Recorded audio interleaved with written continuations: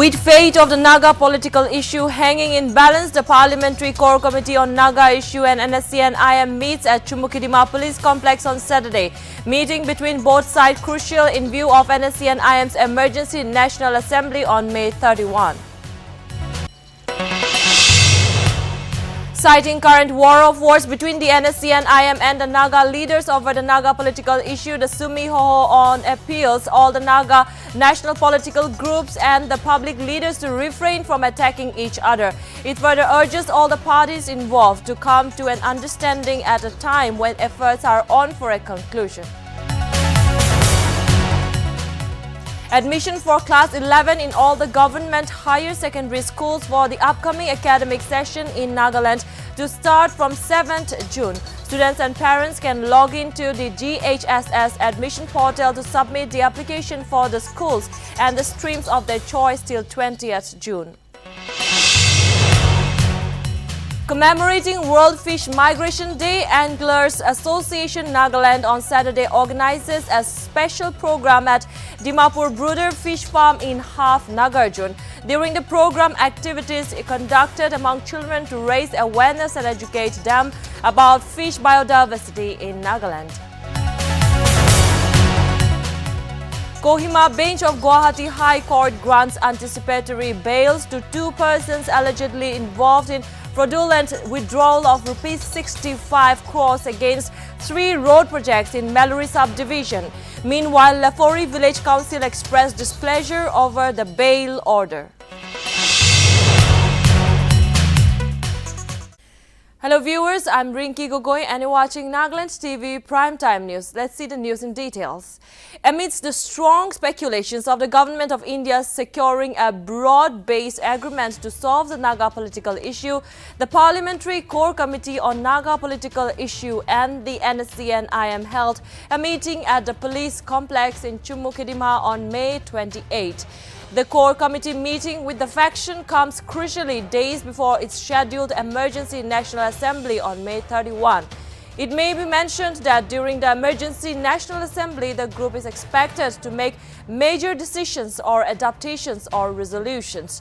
The core committee may also likely meet with the WC and NPGs.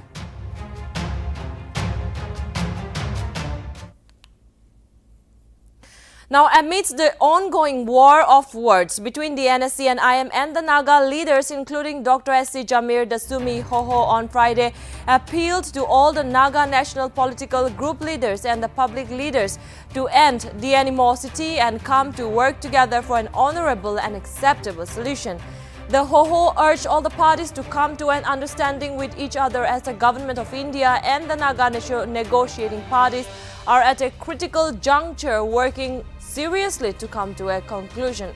Meanwhile, the Sumi Hoho President I. Niketo Jimomi and General Secretary Dr. Vihuto Asumi in its statement appealed to all the Nagas to extend the fullest cooperation and sincere prayers as the Government of India and the Naga negotiating party strives to work out an amicable political solution. On the other hand, the Hoho demanded that the Government of India and Naga political party groups to disclose the Charter of Demands or the competencies to the public.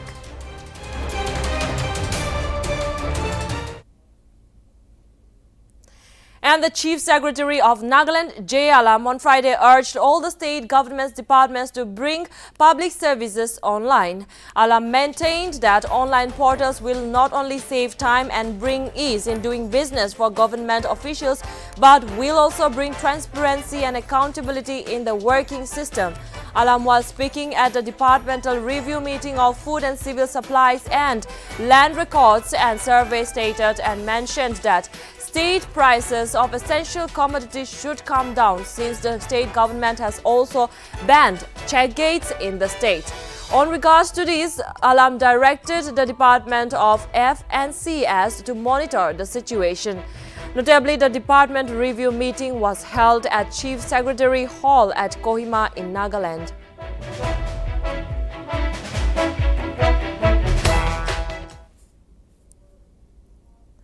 Earlier, the RPP filed a case against the alleged fraudulent withdrawal of rupees 65 crores against 3 road projects in Meluri subdivision. The Kohima bench of Guwahati High Court has granted anticipatory bails to the 2 persons allegedly involving in the case. Reacting to the court granting anticipatory bail to a contractor Lusakule Mehta and the engineer Abija King, Lefori Village Council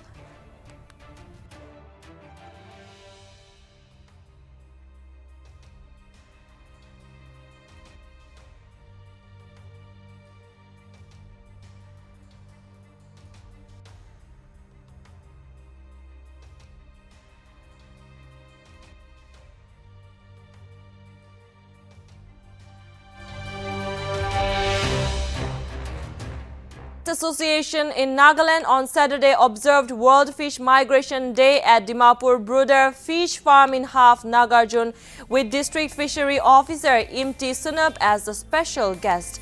During the program, the association's General Secretary, while addressing the gathering, informed that more than 100 species of fish around are found in Nagaland, while 30 to 40 species are yet to be discovered.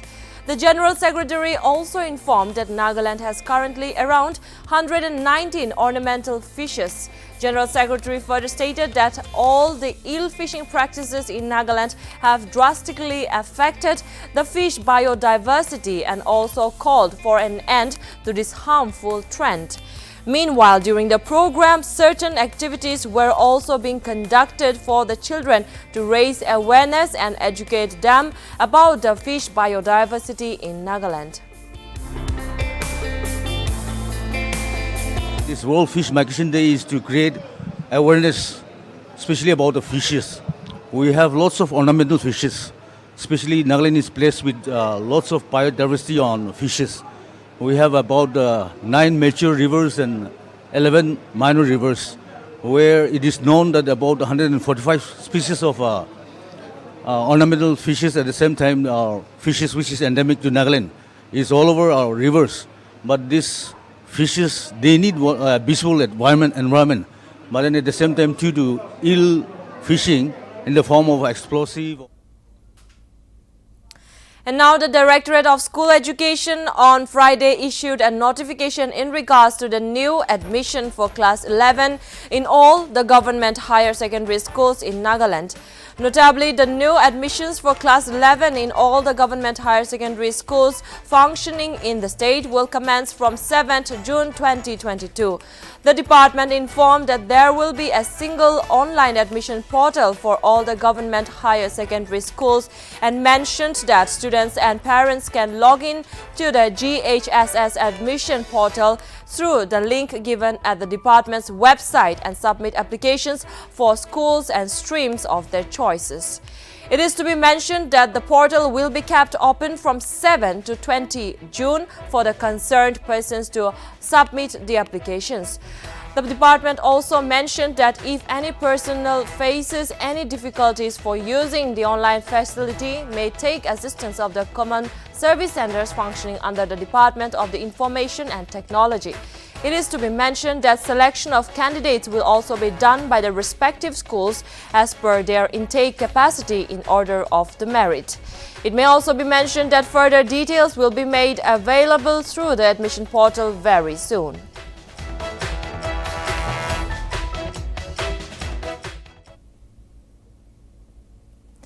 Yet again, the Nagaland Board of School Education issues a notification, and in this notification, it introduced mathematics as an elective subject in the higher secondary arts stream from the academic session of 2022. Notably, the subject will be introduced in Class 11 in 2022 and Class 12 in the 2023 academic session, respectively. It is to be mentioned that the decision has been undertaken based on the recommendations of the National Education Policy 2020 for a multidisciplinary approach to the education. NBSC further through a notification stated that all the concerned higher secondary schools affiliated with the board have been informed that the students of the arts stream can now offer mathematics as an elective subject.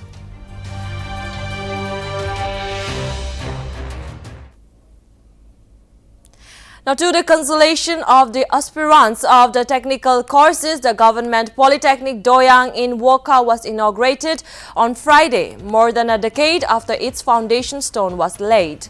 Notably, the institute was inaugurated jointly by Minister for Higher Education and Tribal Affairs Temjunimna Along and Advisor of Technical Education and Election Meadow Yoka in the presence of Advisor for Border Affairs and Horticulture Matung Yan and the other officials. The new Polytechnic Institute was sanctioned in 2008 before its foundation stone was laid in 2011 and was established in March 2021 under the aegis of Higher and Technical Education Department and affiliated to SCTE. While speaking at the event, Yantan lamented that the delay and called upon the administration and all the stakeholders to work on covering the lost ground incurred over more than a decade.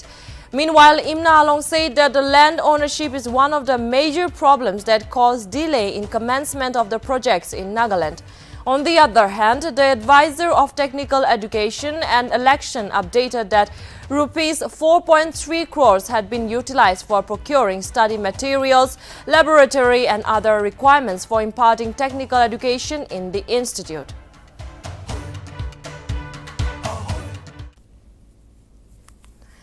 Well, much to the relief of the denizens of Mokokchung Unang Ward, the construction of the new transmission tower at Okpuk Road was completed as scheduled. Notably, the Transmission Division of Power Department issued a press release wherein it informed that a huge landslide occurred on the 66 kV Mokokchung Tuli single-circuit transmission line within Mokokchung district on August 1, 2021. The incident inflicted a hazard to the tower and its surrounding areas. It may be mentioned that the transmission line acted as the key link in providing power to three districts, namely Mokokchung, especially the Tuli area, and Mon and Longleng districts. Thus, after a thorough inspection and analysis of the crisis, the department, along with the district administration and the concerned ward authorities, took up the matter on priority and the new tower was completed in May 2022.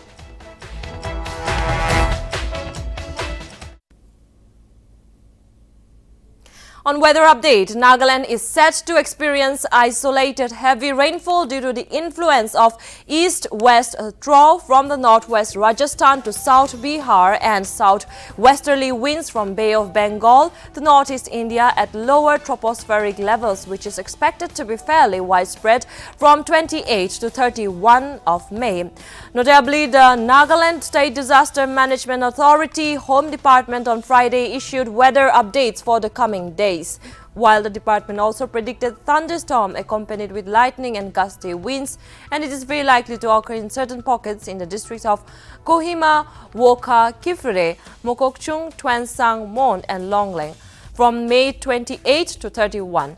Meanwhile, the department urged the public to be vigilant during the monsoon period. The department also requested the public not to shelter under large trees or picnic near the river banks to prevent unnecessary risk to life from lightning and flash floods. The NSDMA further requested all the DDMAs and the line departments responsible for attending to emergencies caused by the natural calamities to be alert and save lives and properties during this monsoon period.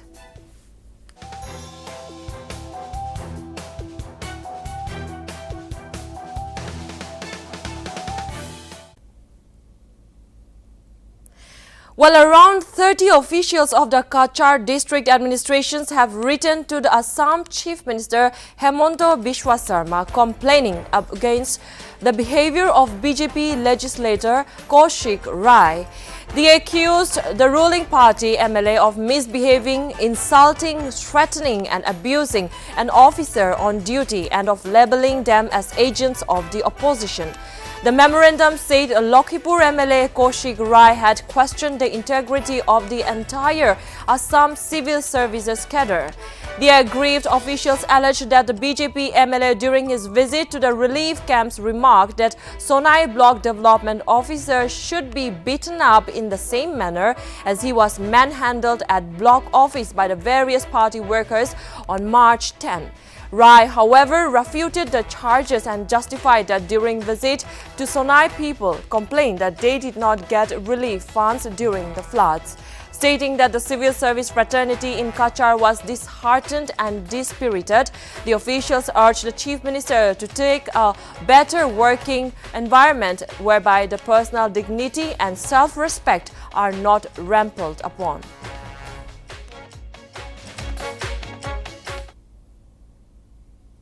Now, as many people have been affected due to flood in Assam, the public sector Numaligarh Refinery Limited contributed an amount of rupees 2.5 crores to the Assam Chief Minister's Relief Fund. Donation has been done to aid the state government's relief efforts to tackle the large-scale devastation caused by the ongoing spat of flood in the state. The check was formally handed over to Chief Minister Hemonto Biswa Sarma by NRL Managing Director Bhaskar Jyoti Phukon. Recently, an NRL release said that on Thursday, it has also been stated that Chief Minister of Assam has appreciated NRL's gesture of stepping ahead to help the government in honor of crisis.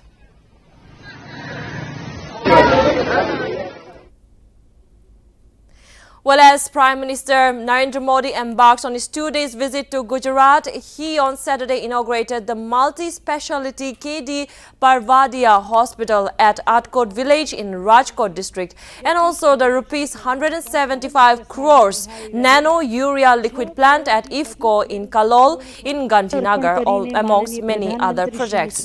Notably, the Prime Minister addressed a public function thereafter in Rajkot. It may be mentioned that the hospital is managed by the Shri Patel Seva Samaj.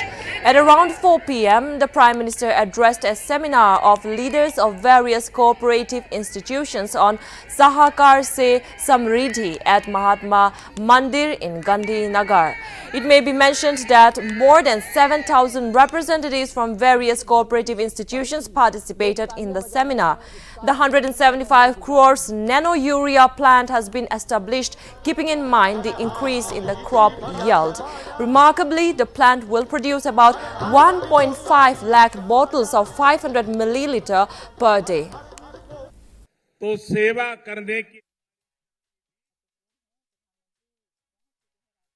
Taking note of this, the University Grants Commission on Friday announced that the extension of the application of deadline for the Common University Entrance Test has been extended till May 31st. The chairman of UGC, M. Jagadesh Kumar, stated that the application process was opened again from May 27 till May 31. In view of the representations received from candidates regarding giving them an opportunity to submit their online application form for CUET UG 2022. Notably, over 11.5 lakhs candidates have already registered for the test. It may be mentioned that the UGC chief had in March announced that CUET scores and not class 12 marks would be mandatory for admission to 45 central universities. Moreover, the minimum eligibility criteria will be set by the respective central universities only.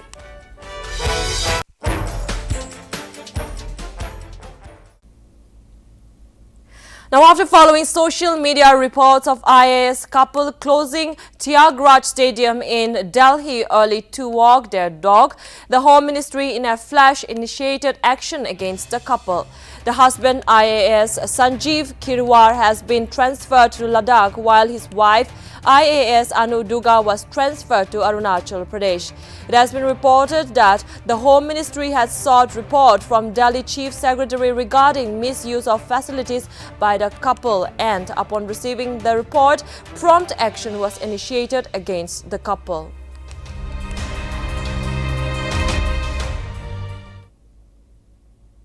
Notably, Indigo Airlines on Saturday was penalized with rupees 5 lakhs by the Directorate General of Civil Aviation for the airline's deficient handling of a special child at Ranchi Airport that had led to the child being denied boarding with his parents on May 7 this year.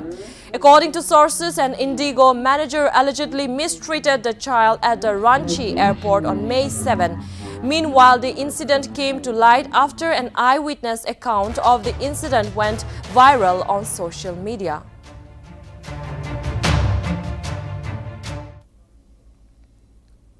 Now, at least 25 passengers were injured after a bus coming from Jammu en route to Doda district overturned in Batal Balian area in the Udhampur district of Jammu and Kashmir on Saturday. Meanwhile, all the injured persons have been shifted to a district hospital in Udhampur, while 6 were referred to a government hospital in Jammu. Further details are awaited.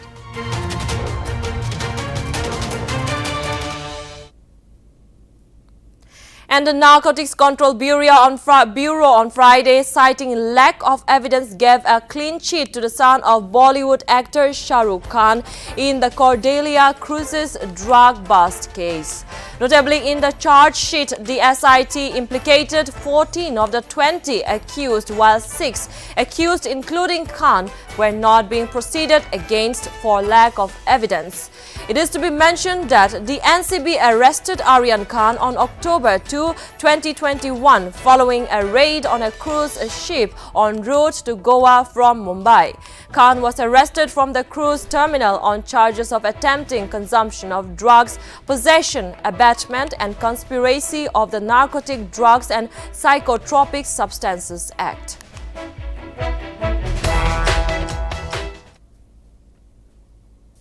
Thank you, viewers. That's all from Primetime News. I'm Rinki Gogoi signing off. For more updates, keep watching Nagaland TV.